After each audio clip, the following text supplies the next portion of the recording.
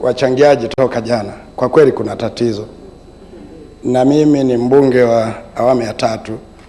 Sheria hii ya road fund tulikuwemo mwaka 2019 ya ulinzi wa zile pesa za road fund. Sasa mara nyingi huwa tukisema tunaonekana kama hatueleweki, kwamba yalikuwa ni mawazo mazuri sana, watu walifanya research, na sisi wengine wenye elimu za kawaida tukaungana na mawazo tukaweka ile sheria ya kulinda pesa zetu. Sasa nataka kujiuliza, ikiwa mimi sijatoka bungeni toka mwaka 2019, nimetoka tu kipindi cha uchaguzi 20 na cha juzi, ni lini bunge lilikaa likabadilisha hii sheria ya road fund?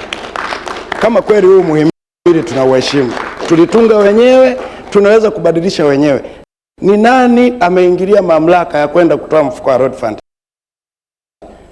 kutoka kupeleka pesa? Mheshimiwa Naibu Spika, sisi tunatoka vijijini, na nataka niwape story moja. Samahani sana mdogo wangu Makonda, na message hapa mheshimiwa atakufadia. Jana kuna gari imepasua matairi pale kwenye mlima Saranda pale. Mtu mmoja nadhani ni fansi wangu akanitumia message ile gari ilivyo na matairi yake Michelin yalivyopasuka, halafu akaniambia, nyinyi wabunge, yani sisi tunahangaika na mashimo, nyie mnatuletea Rio Ferdinand. Ndio nani? Nataka kujiuliza hivi vitu ndugu zangu. Leo hii Mheshimiwa Naibu Spika, hebu ondoka hapa, nenda Mwanza uone hii barabara. Ukitoka tu hapa kwenda kupata kwa waziri mkuu, ukisalimika kupasua tairi, una bahati. Ondoka Singida, nenda Arusha. Ondoka Arusha, nenda Tanga. Ondoka Dodoma, nenda Morogoro. Ondoka Dodoma, nenda Mbeya, nenda Songea. Ndugu zangu, kama tulikaa wenyewe ndani tukapitisha bilioni 956, mpaka leo tunaenda kumaliza mwaka mmepeleka bilioni 212, na hela mmeshakusanya zote. Sasa tuzungumze nini sisi wabunge? Tuzungumze nini? Na nimuombe Mheshimiwa Rais kama anatusikiliza, apange ziara ya kupita kwa mguu. Pengine labda wanampitisha kwenye ndege, haoni huku chini. Mimi ningekuwa naweza kuwakonvince wabunge, tungekanseli mipango yote ya mwaka huu, tukarabati kwanza hizi barabara. Mimi nimekuwa dereva wa waheshimiwa wabunge miaka 6, naendesha basi kutoka Mwanza kwenda Dar es Salaam, wakati huo wa rough road. Sasa hivi kutoka Mwanza kwenda Dar es Salaam ni sawa na rough road. Rais kafanya kazi nzuri ya kuifungua bandari yetu, tuna mizigo, tuna kila kitu, watu wote wanajua mabarabara ya Tanzania ni mazuri. Nataka niwaambie wa Tanzania na ndugu zangu wabunge, ikiwa hizi nchi jirani zitatulia vurugu zilizonazo, watu wengi sana watatukimbia kwa sababu ya ubovu wa barabara kwenye bandari. Sasa ni vizuri sisi kama bunge, tuna uwezo na tuna maamuzi, hatumshikii shilingi ulega, maana hizi shilingi mwisho tutakumalizia zote. Mimi ningeshauri wabunge, sisi kama bunge, leo tukipumzika saa 7, waziri mkuu ni wa kwetu humu ndani, waziri wa fedha yuko humu, wakakae waje hapa wakati tunaoenda tunatuambia hela zinaenda lini, kwa sababu hela mmeshakusanya. Mheshimiwa Waziri, unazo bilioni 950, tunapeleka bilioni 211. Haiwezekani.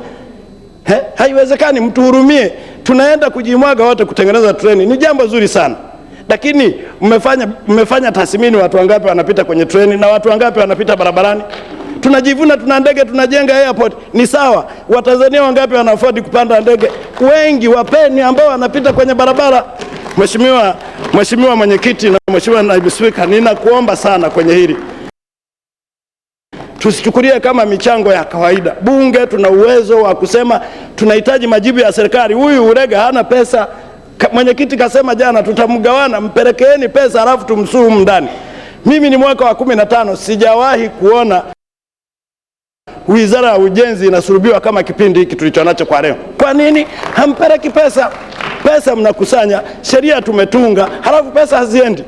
Ukienda kwenye akaunti ya road fund leo mna bilioni 56, mwezi wa 6 mnatomoa tu, mnataka kuzipiga au mnataka kufanya nini? Achieni pesa tukatengeneze mabarabara ya wananchi wetu. Mheshimiwa Naibu Spika, na mimi nashauri tusikubali kabisa kuipitisha hii bajeti kabisa, kwa sababu najiuliza, mimi ni mwana CCM, wapi tumefungwa kusema ukweli?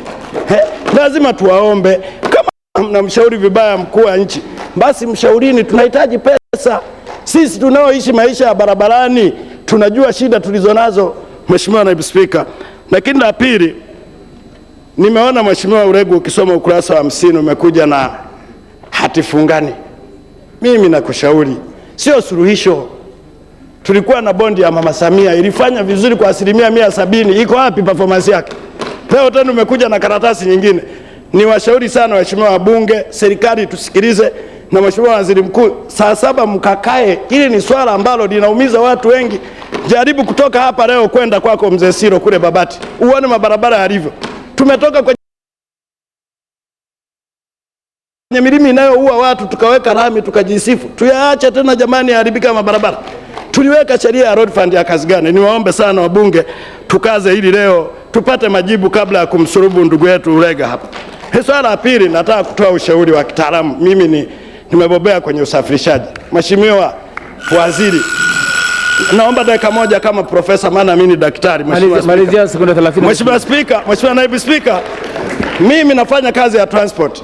Nauliza Mheshimiwa Spika, kwenye mizani tunaongoza Tanzania kwa foreni. Lakini nimepita juzi ninafanya tathmini tu kwamba wenzetu mlifikiria nini. Nachukua mfano gari za mafuta. Ukinunua gari ya mafuta lazima upeleke kupima calibration, na inapima serikali. Na uwezi kupakia zaidi ya calibration iliyoandikwa pale. Kwenye depo yenyewe ina mashine yake ambayo inapakia kufuata calibration. Imepimwa na serikali, ina kibali cha serikali. Halafu unaenda tena kwenye foreni, unaenda unapanga tena foreni masaa 6. Na vile ni vitu vya mlipuko. Na ukijiuliza, nimekaa jana mzani mmoja najiuliza, ngoja nione leo zinazozidi kama watashusha mafuta. Hakuna tenki, hakuna madramu. Mnaweka foreni. Jamani, mnahitaji akili ya Asante sana Mheshimiwa Msukuma, tunashukuru. Kama mnashindwa Mheshimiwa Waziri, mniazime mimi niwarekebishie haya mambo ili tuweze kwenda sawa. Nakushukuru sana Mheshimiwa Spika. Nimtaja Mheshimiwa Lucy Thomas Mayenga.